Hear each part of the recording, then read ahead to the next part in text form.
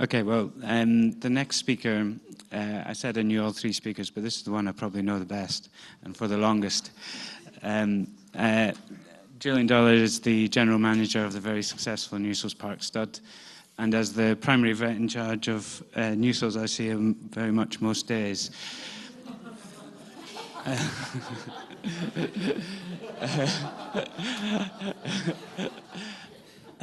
We have a lot of conversations in the stocks. As a lot of people will know, it's an area of a lot of intrigue and interest and information getting passed on. I've really enjoyed the days after the Calcutta Cup for the last 5 or 6 years in a row, and rather less for the 12 years before it. But we have touch on politics. I know his Netflix preferences. We sometimes talk on a wide range of issues, but usually for a very short burst.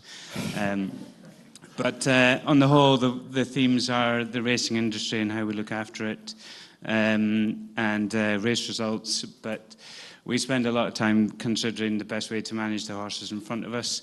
And although those decisions maybe aren't always right, they're always well considered. I would say between us, but on the basis that we have managed, Newsells have done very, very well. Like they've managed to top the sales here, the yearling sales for Book 1 for 6 years in a row, and 8 of the last 11 years. So perhaps the decisions that we make are largely correct. And so from Julian's point of view, we'd love to hear how he's managed to set the farm up to be able to reproduce that success year after year. I'll pay you later. I confess when Camilla very kindly asked me to deliver a lecture today that I really didn't know what I was going to add, especially when I saw the list of people who were giving the lectures. But it's dawned on me as I've listened to everybody giving these very scientific and data-driven reports and lectures that it's called on for a thickie like me to deliver what we try and do on a practical day-to-day basis. I'm also very aware as I look across the room that there are lots of people that I have learnt what I do from directly. They've educated me, they've informed me with information, they've inspired me with their own successes.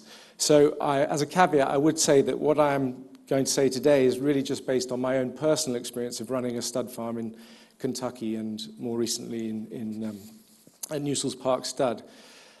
The first thing I'd say is that every stud manager wants to breed and raise good, sound racehorses. But we know that today there's an ever greater pressure on stud managers to focus on being commercial and breeding and rearing horses for the sales ring rather than perhaps for the racecourse. At Newsells Park Stud, our primary focus is on breeding top quality yearlings and group and stakes winners in particular. We don't aim to be a commercial boarding stud as such, as we don't believe it's possible to be both a commercial boarding operation with perhaps a higher concentration of mares and also breed group winners, especially Group 1 winners on a consistent basis. To consistently breed top-class racehorses, you need to breed tough, sound horses. It seems to me that goes hand in hand. So what is our approach to soundness? Well, ultimately, breeding and raising a sound horse comes down to a whole variety of factors, as we've heard today. But from my point of view, when breeding in any significant numbers, having a great team with me is essential. It's a huge team effort, and none of us can do it on our own. And I'm blessed that I have a fantastic team of people at Newsells who are all passionate and very dedicated to what they do. But in addition to that, we utilize other people to bring into our team. And I start with repaying Ian by saying that we use the best veterinary service available. I stress available. The best available farrier, the best feed and nutrition, and the best available agronomist support. You've already heard from Paul, who helps us out. And I say no compromise because I really don't want to compromise. Why should we compromise? We shouldn't set out to compromise. So I try my best not to do that. And our general attitude is just that attitude of attention to detail. It's so essential, and it hopefully means that we don't miss the smallest detail that affects the growth and development of our young stock. Our attitude on the stud is always to try and do things a little bit better today than we did them yesterday. Paul mentioned marginal gains in his talk, and I do like that Sir Dave Brailsford's idea of marginal gains. I stress that I know he came from cycling and the sky racing and all the talk about drug use in that, and I separate myself from that, but I do like the idea of marginal gains. And I am a constantly frustrated perfectionist, but I do hope that at least that way we sometimes hit excellence. So breeding and rearing a sound racehorse has to start, in my opinion, with the mating. My own opinion is that sound parents logically are more likely to produce sound offspring. And I say particularly the mare because I think with stallions, we know that 99 times out of 100 they've achieved a level of success. They've proven themselves on a race course. Whereas the mares, there's a huge spectrum of abilities within the mares, from the very, very good ones that win Group 1 races to the very, very bad ones that have no business carrying a foal. So when I say particularly the mare, that's because the spectrum of ability within a mare. I believe that racecourse performance counts, my theory being that good racehorses are more often sounder racehorses. I know there are exceptions. There's the odd brilliant racehorse that wasn't very sound and is very fragile, but more often than not, I like to think that does go hand in hand. I did have a very well-known stud manager who was telling me some stats on how much black type winners produced black type foals and black type winners themselves. And I asked the well-known statistician Bill Oppenheim if he could give me some data. Now, it's an old study dating back to 1980 to 1989 of 330,000 Northern Hemisphere mares, but it's quite a good number. Showed that just 2% were black type winners themselves. They were producing registered foals. I say registered foals. Only 0.5% were group winners producing registered foals. But of those, over 33% of the black type winning mares produced black type winners, and 44% of those group winning mares produced black type winners, with 25% of those group winning mares producing a group winner. And I thought they were pretty strong statistics. And I used the example of Nelson Bunker Hunt, who was a well-known prolific breeder in the 70s and 80s in the US, who almost exclusively bred from graded stakes winners. And I also used the example of Klaus Jacobs, who tried to follow that method at Newsells Park Stud, admittedly with less success, but I think there were a whole myriad of reasons for that. Not least, I think that in trying to build a broodmare band very, very quickly, he bought a lot of pedigrees that simply did not work in Europe. So my next slide is entitled Working with Mother Nature, and I just believe, and I know I'm following on from Rebecca, I really enjoyed her talk, thank you, because it sort of reaffirmed everything that I believed in. Nature and nurture, I think we should be nurturing nature and working as close to nature as we can. And then, no insult to Ian and all the other vets here, but let's face it, the two best vets we have available to us are Dr. Green and Dr. Time, and they are free. Our best approach, I think, is to work alongside nature as much as possible and then interfere as little as we need to. I'm sad that we have, I believe, lost so much knowledge from our forebearers about old-fashioned horsemanship. And I think when we talk about worming and looking after the land, we have become too reliant on what we think might be magic bullets and less on old-fashioned animal husbandry. So I'd like to think that we could try and go back a little bit to that. And I believe very much in trying to raise a healthy horse within a healthy environment. And I won't touch on paddocks too much because Paul covered that brilliantly. But trying to provide those horses we're trying to grow in the best possible environment we can. And the last one, which Ian will say I don't listen to too much, is trying to not push too hard or too fast and trying to be patient. So selecting the best pasture, I mean, we know that optimal paddock turnout is vital in producing a sound athletic horse. I won't cover any more of what Rebecca's already said, but I think it's pretty conclusive that we need to give these young horses the optimal turnout to develop their skeletal tendons, ligaments, and all the rest of it. And obviously your quality of your pasture is essential.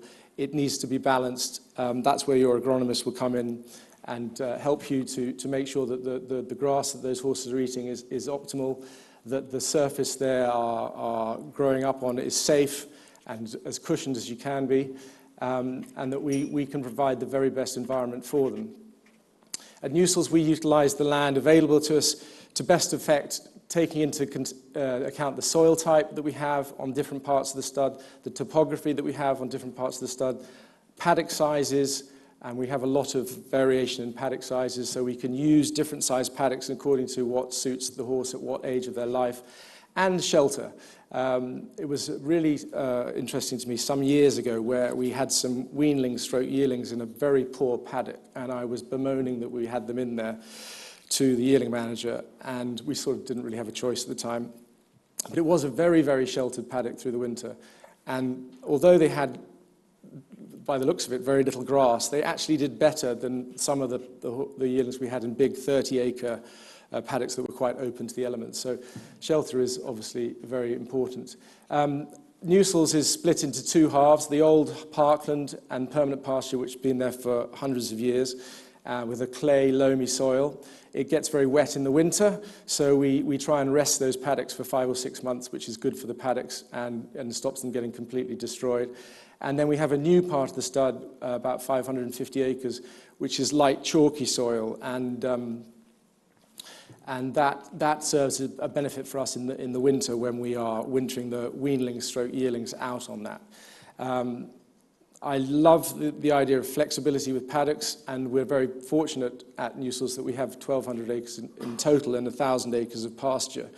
That works roughly about 10 acres per mare, so we have lots of range and change, and that gives us the option to rest paddocks, rotate them, and, as I say, maximize the type of paddock we need for the type of horse we have. And that flexibility, as I say, hopefully helps us and serves us well. Managing the foals for soundness. So first of all, we're aiming for an ideal body weight of between 55 and 60 kilos. Perhaps more luck than judgment, but consistently year after year, we seem to average about 57 kilos. We try and avoid, like all of you do, the very small sub-45 kilo foals, or particularly the very large foals that might be over 62 kilos. I know that we also delight in saying, oh, I've had a whopping great foal, but I don't want those 63, 64, 65 kilo foals. They have a pretty poor race record and similar to ones that are below 100 pounds or 45 kilos. So we're looking for that sweet spot, if you like. And our goal is to see the foal's exercise increase seamlessly from birth, leading it to ultimately living out in a large paddock 24/7. And with a straightforward foal like the one, that's at day one. We typically obviously evaluate the foal at day one. Ian was somewhere out the way, so I could take a reasonable picture. Day one is obviously sole occupancy in a small nursery, as Rebecca's already said, 3 or 4 hours perhaps. Day two, by week 2 to 3 rather, is a turnout with perhaps one other mare and foal in a 2 or 3 acre paddock. 2 months we're moving out into bigger paddocks, and from mid to late May onwards, and I depends on the foal, obviously. If it's a late April or May foal, it surely wouldn't be doing that, but we're looking to 24/7 turnout with a maximum group of 6 mares and foals. So I was quite pleased to hear Rebecca saying if we can push it before 4 months, that would be a good thing. Dealing with the more challenging foal, I'm sure you've all had a few like this. We obviously assess them very closely on day one to see what we can do to help them. If we can give intervention, what is going to be beneficial to them. Sometimes it's just a question of just being very careful about their management, but sometimes we can do something positive. So in this case, we would probably fit with splints and give an injection of oxytetracycline to try and bring those tendons down and slacken those tendons. So splinting and bandaging is helpful. If they're knock-kneed or bow-legged, it's probably more of a question of just giving them time and seeing where things go. If things are really bad, then yes, the call to Abby might come in, but if we can manage those ourselves, we will. The weak slack pastants, you've all had those where you probably just manage to bandage the heels to stop them getting damaged, and you'll give them very gentle turnout to stimulate the muscles and the ligaments without overdoing things. So little and often is a good way of going with those horses. Just give them a half an hour out in the paddock and then back in the box, and then maybe another half an hour later in the day. And then the windswept foals, you know, the ones that, especially from behind. And then the more extreme versions of the praying mantis, the very badly conformed, where they're very contracted. And we've had some success with cast and wires with them in extreme cases at sort of day 2, day 3. And later on, maybe we've had to fit dynamic splints. So there's a lot of things that we can do. The more tools we have in the toolbox, the better, as far as I'm concerned. Managing that challenging foal, well, you know, I tend to look at box rest as a last resort. I try and avoid it at all possible costs, principally from what Rebecca has said about we know that bone density is very, very badly affected by box resting young horses, and it affects their whole development. So we try and avoid it as much as we can. And we don't think it's helpful, obviously, with a mare that you're trying to get back in foal either. We try and do little things to get around it. Like if a foal does have to have box rest, we make sure it's right at the end of the barn where it's got as much daylight for the mare as possible, things like that. And if we can even put in a little pen outside where we don't think it's going to be detrimental to the foal, it's surely helpful for the mare. A limited turnout, I've already talked about that little and often. It's a really good management technique, just getting them out, stimulation and rest, stimulation and rest. Indoor turnout, if you've got some little indoor pens, which are very useful, especially in the winter months, where you can get them out of the box, even if it's snowing or things like that, so you can keep them getting some exercise. Pens and cages, we've all come across cages, but we have a very good plastic pen that we find really useful and very safe. A whole myriad of small nursery paddocks, from very small ones to ones that are sort of 2 or 3 acres. And then following the best ground, depending on the time of year. The ground is quite relevant for us at Newsells because the chalk is fantastic in the winter, but it's awful in the summer. So I'd never put foals on that hard, chalky soil, but I love it in the winter because they don't have to deal with hard ground. It also works particularly well for the yearlings, which I'll come on to later. And then managing the optimum paddock surface. So we want a good covering of grass. Even if the ground's hard, if we've got a good thatch of grass, which we do on the old parkland, it gives a natural cushion anyway. We try and avoid compaction. We might use an aggravator that goes into the soil, and it vibrates as well as spiking it, which tries to break it up, which helps. And we use all-weather paddocks, like I'm sure many of you do as well.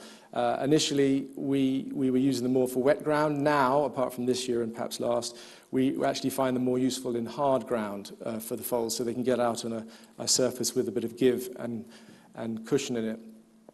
And as one wise old owl sitting in the front row has told me many times, sometimes you just have to close your eyes and be brave, especially with those ones that are consistently just a bit over at the knee, and you're thinking, well, I'm not really getting anywhere. But sometimes, if you give them the right environment and you're sensible about things, nature sorts it out for you. So nutrition and exercise, well, again, I don't want to touch too much on what Joe has said, because he's really covered it much better than I ever would be able to. But just a few things from my point of view that help with soundness. Those big, heavy foals, we definitely help that early weaning is really, it's probably the most effective tool that we have to deal with those. And we do wean around 5 months, but some will be a bit early. I have done one at 3.5 months, or 3 months. I did one in America once when that spring Kentucky grass kicked in. It hardly blinked, it has to be said, but we will wean early if they're heavy, and we will wean a little bit later. But 5 months is our guideline. So we'll start to really look at those foals at around 4 and 4.5 months, thinking, right, are you going to be ready to wean, or shall we leave you a little bit longer? We really want to avoid those peaks and troughs and compensatory weight gains that you get. And I'm particularly nervous about the autumn flush of grass with those weanlings, when they seem to be particularly vulnerable to developing OCDs and things. So we work very hard with our nutritionists to try and make sure that we avoid those as much as possible. And underweight or overweight, we don't tend to sell foals I probably come up in the category when Jamie comes to look at the foal drafts at Newsells Park Stud, and he says, well, why are they selling foals? I only sell the ones that I really want to, or I want to advertise, as he alluded to, a first season stallion. So he had it absolutely right.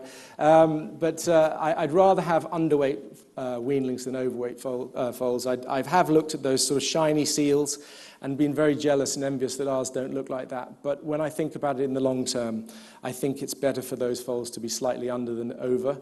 And we've always, as I say, got plenty of time to get weight and muscle on them as yearlings. Again, you've been spoiled today by hearing from all the experts with data and scientific evidence, but I'll just give you some points of view from mine about extensions and transficale screws. We would look at them daily, obviously, early on, and we're obviously looking at, like you do, all your foals on a daily basis, but we would evaluate them on a level concrete surface around 2 weeks and check them with the farrier, and he might give them a trim if they need one, or leave them alone. Then they've had their first trim at 4 weeks all round, and at that stage, if we think we need to do extensions, having already given them a trim to help correct front limb conformation defects, we'll put extensions, lateral extensions most likely at that stage. And then at 60 days, at 2 months, we'll probably take those extensions off. We'll completely balance and level the foot, and then reevaluate that foot properly to see whether it needs surgery or not. If I can avoid screws, I will, but if we have to do them, I'm happy to do that. And that's why I say transficale screws, a no-brainer, question mark. Abby, you can pay me later. I think that we've come a long way. At the heart of it, I hate the idea of putting a screw in to a foal because it's confirmation that I've failed in mating plans or developing that foal, that it's had to have that. But if you've got a tool in your arsenal that will fix a problem, then you'd be stupid not to use it, in my opinion. To keep going with hoof extensions is just going to lead to that hoof distortion, and that will stay with that horse forever, potentially. It does also, you're also fighting against what nature's trying to do with that foal, and you're making it sore. That leads to foals going upright. That then leads to club feet. And so for me, to protect the balance and the shape and of a hoof, a foal's foot, I think screws can really do the job. Abby touched on shockwave and periosteal strips, but I think really we've moved on from them, and I don't think they're worth tuppence, personally. We know that screws involve a risk, GA, but if done correctly, you're going to get a 100% successful procedure. And although the cost is significant, it is going to be relatively cheap compared to the benefits of a more commercial animal and hopefully a sounder animal on the racecourse. Post-surgery care with bandaging and box rest, everybody's got an opinion on this. We try and get the bandages off relatively quickly and get them out as soon as possible, but we often get instructions saying, I'm not quoting Abby here, I'm talking from foals in Ireland, to box rest them for 2 weeks, keep the bandages on for 2 weeks. But we have become rather paranoid, quite rightly, about leaving white hairs behind, and we've rightly or wrongly associated bandaging with damaging the skin and the hair to cause those white hairs. So we try and get those off as quickly as possible. Again, I sort of covering a lot of data and information that others have done much better than me, but Abby pointed out that we are behind the USA and Australia. What I would say was a friend of mine who runs a large stud in Australia, I asked him once why, with the hard ground they had in Australia, that they didn't have more conformational issues that we seem to face. And he said, we do, but we spend over $1 million Australian dollars on conformational surgeries on youngsters. And the stud manager told me when he arrived, they were dealing with 85% of foals with screws.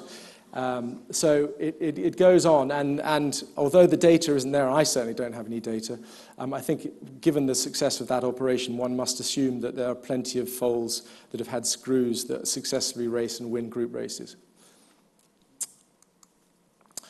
Managing our yearlings. The weanlings are all transferred from one side of the stud to the chalky side after the December sales. It's the only time they go in a horse box, unless things go really wrong, before they go to the yearling sales. And that gives us the optimum ground conditions. As I said to you, it gives a very well-drained soil. They can live out 24/7. I call it 24/7 turnout with benefits. I mean that because it's not that they're turned out 24/7 and abandoned and checked twice a day. They come in every morning for an individual feed that suits that particular horse. They get that bit of handling by going in and out, and they get thoroughly checked over as well. So my belief is the best way we can do it. It must be right for horses to be out and living as close to nature intended as they can. Horses are not going to develop into race horses by sitting in a stable. So yearlings and weanlings to be living out as much as possible must be right, but with that evaluation and the checking and that thoroughness that I try and preach. The day-to-day management of the smaller issues.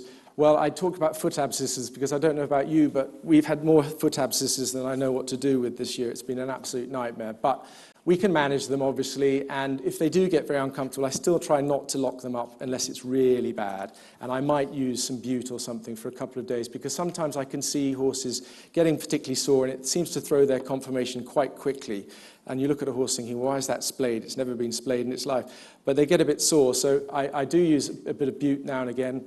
I'm not a big fan of Inflicam, except for foals, because I think it doesn't seem to ever have much effect as far as I can see. But I do use bute, and if I need to give them some Gastrogard to help balance that out for their guts, then I'll do that.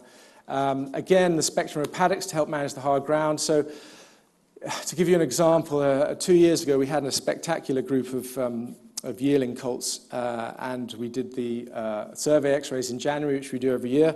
And they looked great, and we didn't think much more of it. But we had that drought in 2022, and the land got incredibly dry, especially on that chalky side. And when I came to do the x-rays for all these lovely Book 1 colts in September, I found that 2 or 3 of them had significant knee issues, which obviously came about on the hard ground. So what we decided to do was build some what I call intermediary paddocks. So they weren't nursery paddocks because they're not big enough for them to do much in, but they're sort of 3 or 4 acre paddocks as opposed to 30-acre paddocks. And we put them in pairs, or we can put them in pairs, and they can have a gallivant around, but they can't go crazy and gallop over 30 acres over and over again. And I reiterate what Rebecca said also, is that by leaving them out 24/7, they're less likely to go crazy. They just take sensible exercise. You don't often see them getting spooked and galloping like loonies, which really helps. Whereas, you know, when those horses that you bring in for 16, 17 hours a day and you turn them out every morning and you stand back as they whip round and buck and kick and gallop at 100 miles an hour. So we definitely feel that works for us anyway. And as I said, ideally we're trying to manage all the yearlings in a paddock environment as nature intended, no matter what little issues we might be concerned about. Yearling surgery, risk and reward. Well, as I said earlier, we take the x-rays at the end of January, and any potential surgeries to clean up OCDs and remove chips are done as soon as possible. We definitely try not to undertake surgeries for cosmetic reasons. I think that buyers these days are very sensible about what will stand training and what won't stand training. So if we think it could have an impact on the horse's athletic ability, then we'll deal with it. If we don't, then we'll leave it well alone.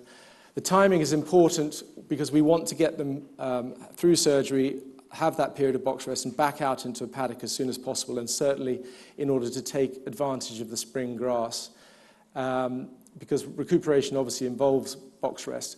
Then we go into a small nursery, and then we might pair it up with another paddock, another colt or filly in a 3 or 4 acre paddock, and then it'll go back into that 20, 30 acre paddock that we have.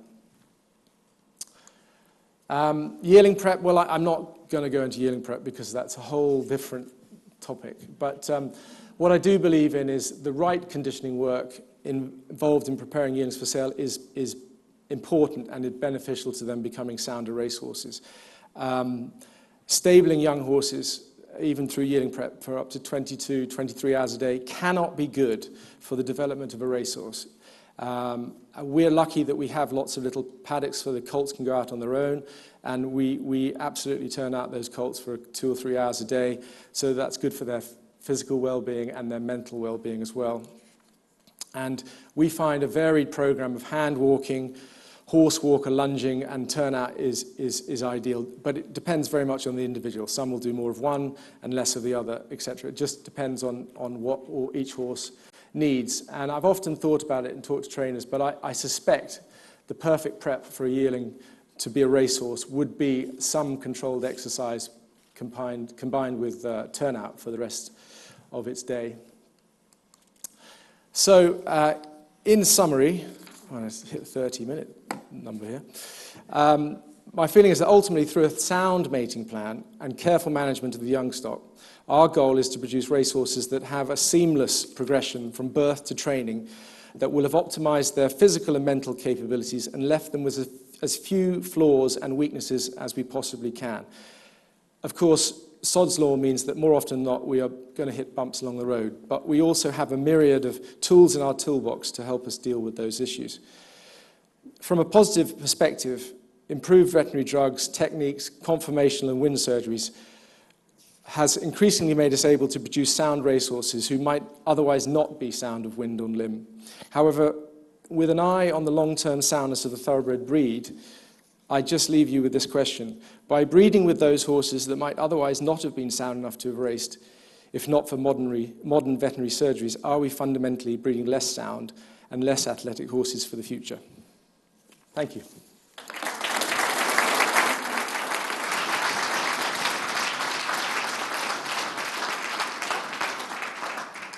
Thank you, Julian. Any questions before we go for coffee?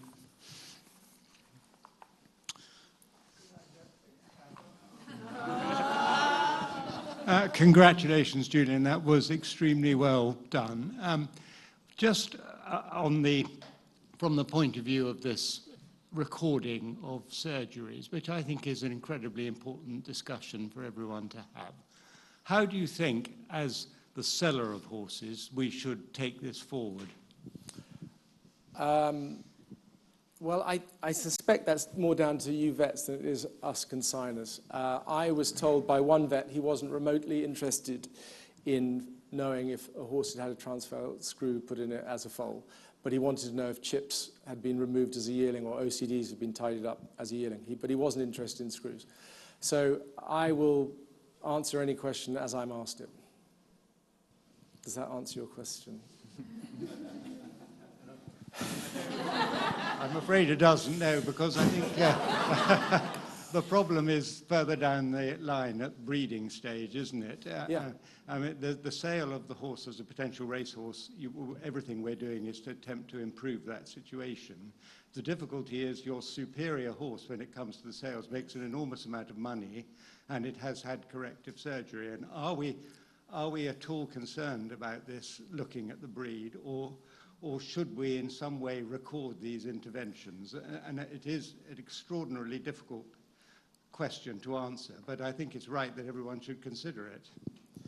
It depends which hat I have on.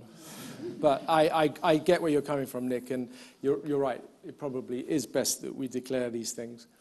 From a point of view of running a little bloodstock business on the side, I don't mind buying a mare that isn't perfect in front, because the way I look at it now is it gives me a chance to buy a mare at a discount. I know that if it produces an imperfect foal, there's probably something I can do about it. I don't want to buy a mare with a bad hind leg, because I can't do much about that. But in a front leg, with correct management and the tools that we have available to us, there's things I can do. So I sometimes see a badly conformed mare as an opportunity for me as a very small breeder, put it that way. God.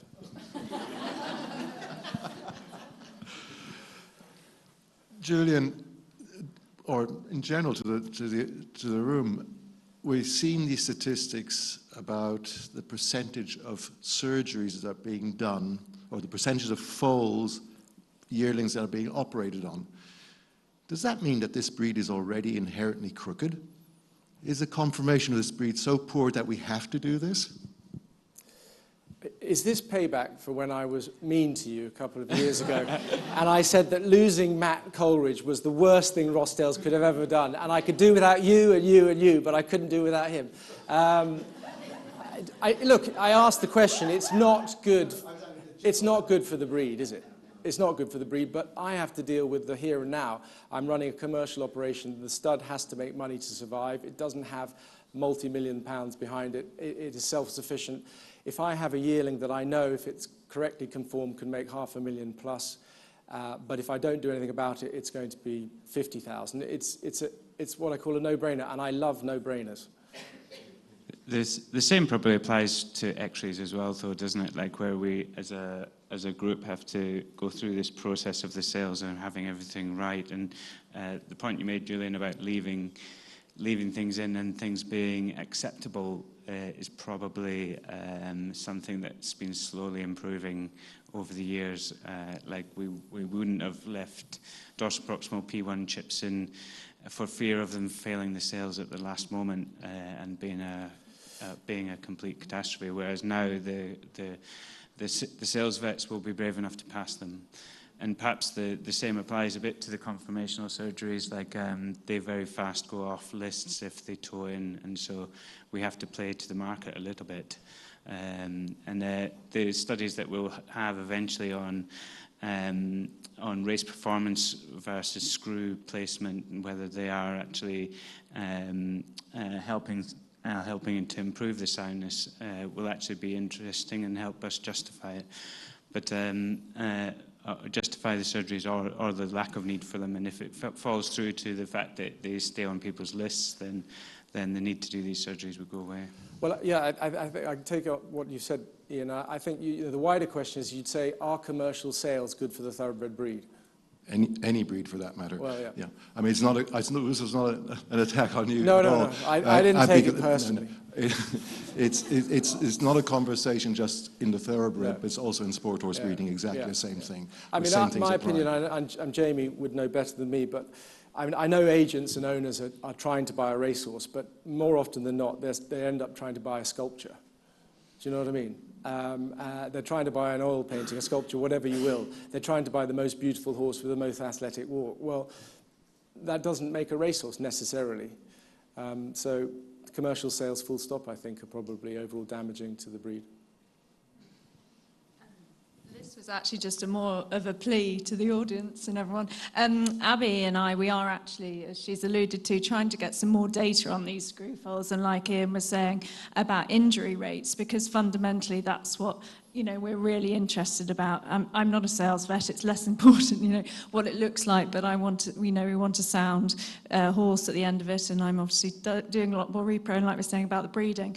And the thing for us, actually it's very difficult to get these studies through ethical approval, because they're worried about, transparency and things. But again, like we're saying about knowing whether these foals have had screws in or not, please, we're not going to be naming names, but it's really helpful if you can, help us get this data together, because we're trying to prove, a bit like you were saying about, we now know so much with the X-rays about what's clinically significant and what's not. And if we can show, that we can improve and reduce injury rates by improving their conformation, then this is just positive to everyone. So please help us. One more question.